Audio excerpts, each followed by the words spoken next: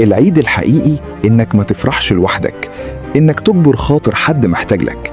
مش كل الناس محتاجة هدية، أحياناً بيكونوا محتاجين حد يحتويهم.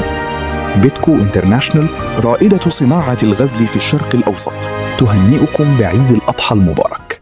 مش معنى ان عندك منتج قوي ان الناس هتحبك. القوة تبني ثقة، لكن اللمسة الإنسانية هي اللي تبني مكانة في القلوب.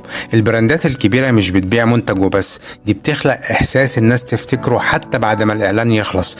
وده بالظبط اللي حاولت أقدمه في الفيلم ده لواحدة من أكبر الأسماء في الشرق الأوسط. لو نفسك تعمل لبراندك إعلان الناس تحسه قبل ما تشوفه، ابعتلي وأنا هساعدك. بهاء كرم.